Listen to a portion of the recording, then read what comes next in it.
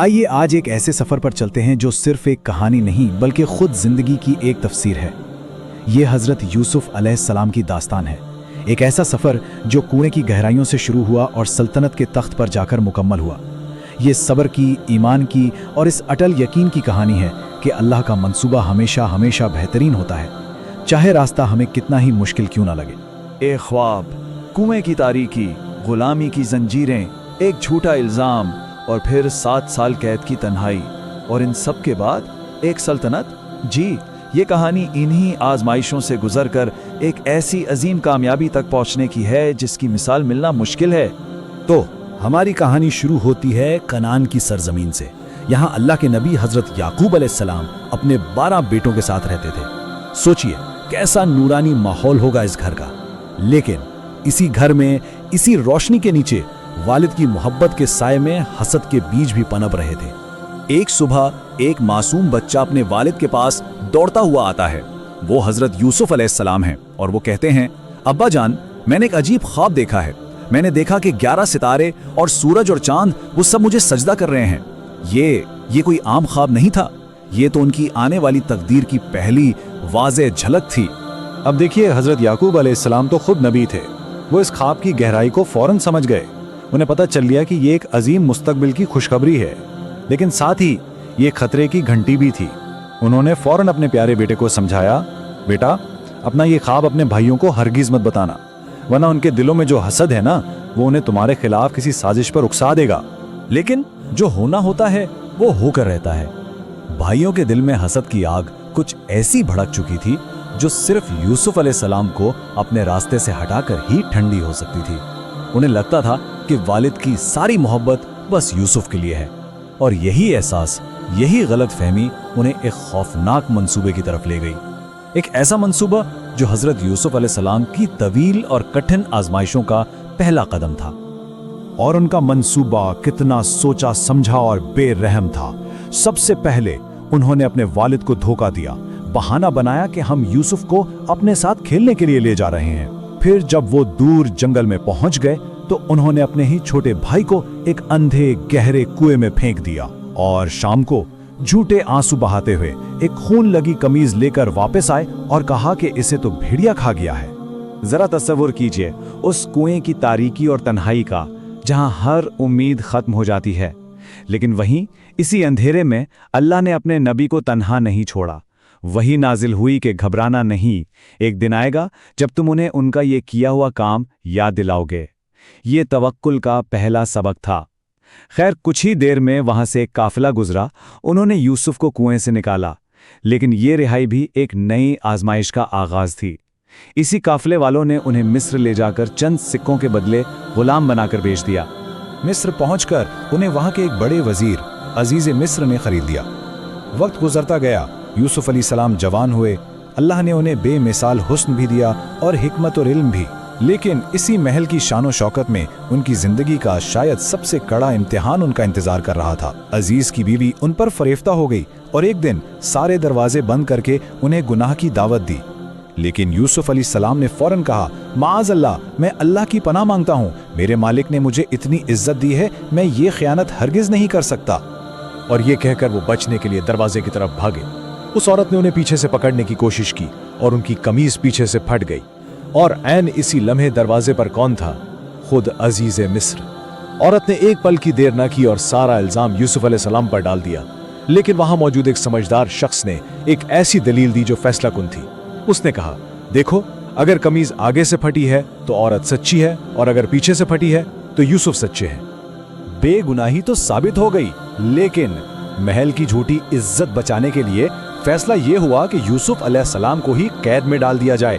और इस लम्हे उन्होंने वो दुआ मांगी जो ईमान की बुलंदी को छू लेती है। उन्होंने कहा, ए मेरे रब, कैद खाना मुझे उस काम से ज्यादा पसंद है जिसकी तरफ ये औरतें मुझे बुला रही हैं। सोचिए, गुनाह पर कैद को तरजीह देना, ये था उनका तकवा। तो कैद खाने के दरवाजे उन पर बंद कर दिए गए।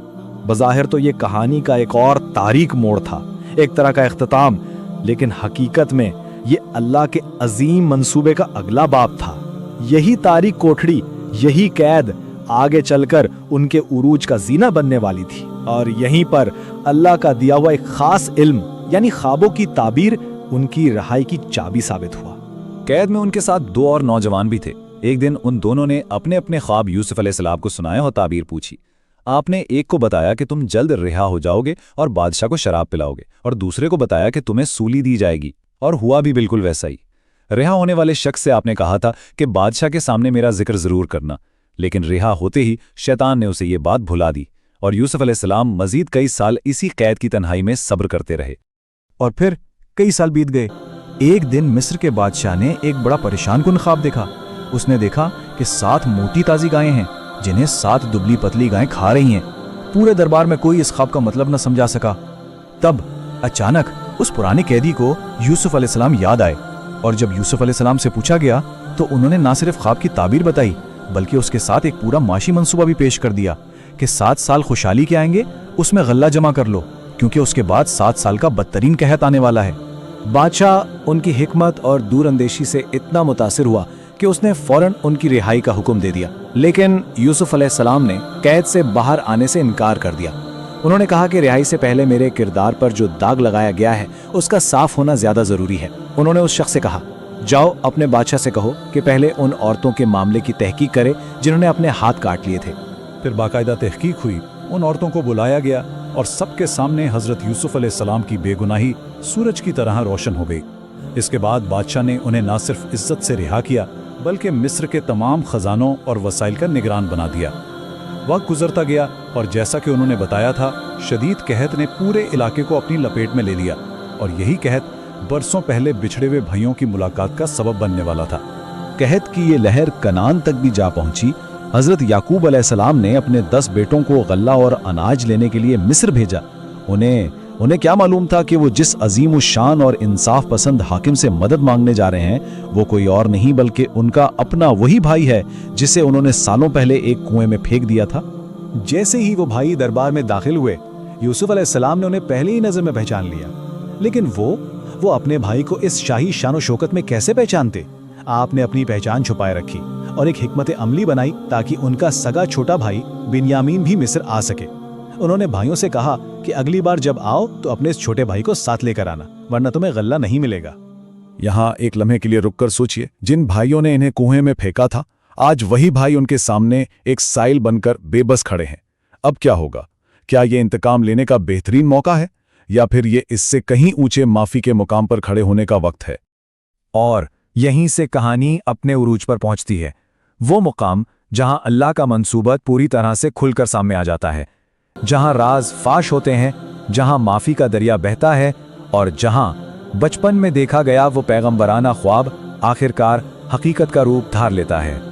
जब भाई बनियामीन को भी मिस्र में रोक लिए जाने के बाद तीसरी बार बिल्कुल मायूस और बेबस होकर यूसुफ अलैहिस्सलाम के पास पहुंचे तो उनकी हालत देखकर आपका दिल भर आया, और तब आपने उनसे पूछा, क्या तुम्हें कुछ याद है कि तुमने यूसुफ और उसके भाई के साथ क्या किया था जब तुम नादानी में थे? ये सवाल सुनना था कि भाइयों के पैरों तले से जमीन निकल गई।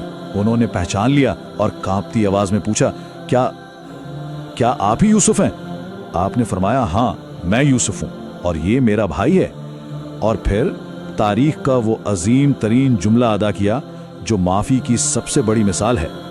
आज तुम पर कोई मलामत नहीं, कोई गिला नहीं, जाओ अल्लाह तुम्हें माफ फरमाए, वो सबसे बढ़कर रहम करने वाला है। इस अजीम माफी के बाद चीजें तेजी से बदलें। यूसुफ अलैहिस्सलाम ने अपनी कमीज अपने वालिद के लिए भेजी, और जैसे ही वो कमीज हजरत याकूब अलैहिस्सलाम के चेहरे पर डाली गई, बेटे के फिराक में रो रो कर खोई हुई बेनाई वापस आ गई। पूरा खानदान मिस्र के लिए रवाना हुआ। सालों की जुदाई के बाद बाप बेटे की मुलाकात हुई। वालिदैन को तख्त पर बिठाया गया और सब भाइयों ने अदब और एहतराम से उनके सामने सर झुका दिया। और इस मंजर को देखकर यूसुफ अलैहिस्सलाम अपने वालिद से मुखातिब हुए। उन्होंने कहा, अब्बा जान, ये है मेरे उस ख्वाब की ताबीर जो मैंने बहुत पहले देखा था। मेरे रब ने इसे सच कर दिखाया है। वो 11 सितारे, वो सूरज और चांद आज सब हकीकत बनकर उनके सामने मौजूद थे। अल्लाह का मंसूबा अपनी पूरी शान के साथ मुकम्मल हो चुका था। तो ये किस्सा सिर्फ एक नबी की जिंदगी का हाल नहीं, बल्कि ये हम सब के लिए सब्र, तवक्कुल और अल्लाह की हिकमत पर कामिल यकीन का एक जिंदा जावेद सबक है। ये हमें सिखाता है कि आजमाइश का अंधेरा कितना ही गहरा क्यों ना हो जाए, اگر دل میں ایمان اور صبر کی شمع جلتی رہے تو اللہ کی مدد کی صبح ضرور طلوع ہوتی ہے۔